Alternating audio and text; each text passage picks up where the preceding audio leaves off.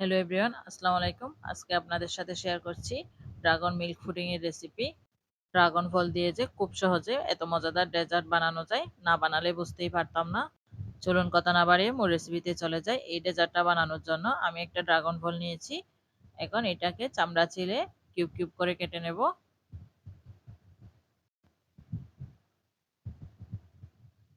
আপনারা যে কোনো সাইজ করে কেটে নিতে পারেন। কাটা হয়ে গেলে এগুলোকে একটা ব্লেন্ডারের জারে নিয়ে নিচ্ছি।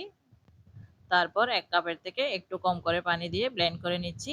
১ কাপের থেকে এটুকু পানি রেখে দিয়েছি। ব্লেন্ড করার পর ১.৫ কাপ মতো হবে। আমার ওইটুকুই লাগবে। আপনাদের যদি বেশি লাগে সেক্ষেত্রে পানি এড করতে পারেন।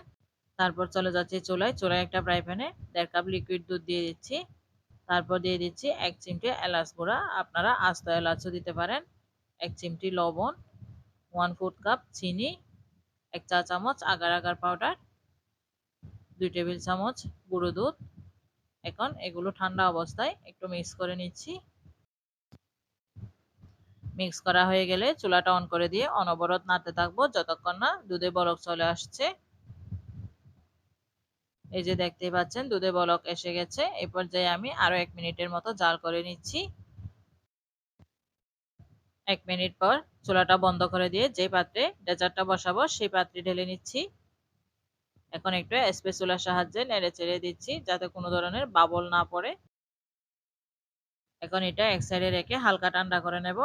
আবারও চুলায় যে ড্রাগন ব্লেন্ড করে রেখেছিলাম এগুলো দিয়ে দিচ্ছি। এখানে ১.৫ কাপ মতো পিউরি হয়েছে। তারপর দিয়ে দিয়েছি 1 ফুড কাপ চিনি। এটা স্কিপ হয়ে গেছে। এখানে চিনি দিয়েছি, এটা মাঝখানটা দেখেই বোঝাই যাচ্ছে।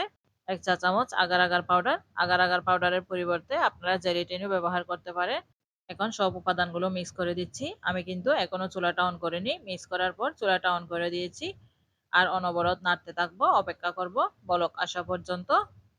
এই যে দেখেন বলক এসে গেছে। এই পর্যায়ে আরো ১ মিনিটের মতো জাল করার পর চুলাটা বন্ধ করে দেব। এই যে দেখেন এই মিশ্রণটা রেডি হয়ে গেছে।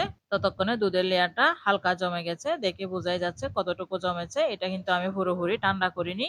এখন উপরের লেয়ারটা দিয়ে দিচ্ছি। উপরের লেয়ারটা দেওয়ার সময় কিন্তু সাবধানে দিতে হবে যাতে নিচের লেয়ারটা নষ্ট হয়ে না যায়, যেহেতু নিচের লেয়ারটা পুরোপুরি ভাবে জমে যায়নি।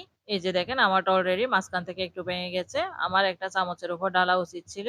এখন এটা এক সাইডে রেখে পুরোপুরি ঠান্ডা করে নেব। ঠান্ডা হওয়ার পর ১ থেকে ২ ঘন্টা মতো ফ্রিজের নরমাল চেম্বারে রেখে দেব। ফিরে এসেছি ঠান্ডা হওয়ার পর। এই যে দেখেন আমার পুডিংটা পুরোপুরি ভাবে সেট হয়ে গেছে। এই পর্যায়ে এটা ডিমোল্ড করা যাবে। আমি ডিমোল্ড করব না, আমি সরাসরি এখানে কেটে দেখাচ্ছি। আপনারা আপনাদের পছন্দ মতো করে কেটে পরিবেশন করতে পারেন, তবে ঠান্ডা ঠান্ডা পরিবেশন করবেন। এই ডেজার্টটা ঠান্ডা ঠান্ডা খেতে কিন্তু ভীষণ মজাদার। দেখেন কালার কম্বিনেশনটা কতটা দারুণ হয়েছে। যে কোনো ধরনের খাবার দেখতে সুন্দর হলে খেতেও ভালো লাগে।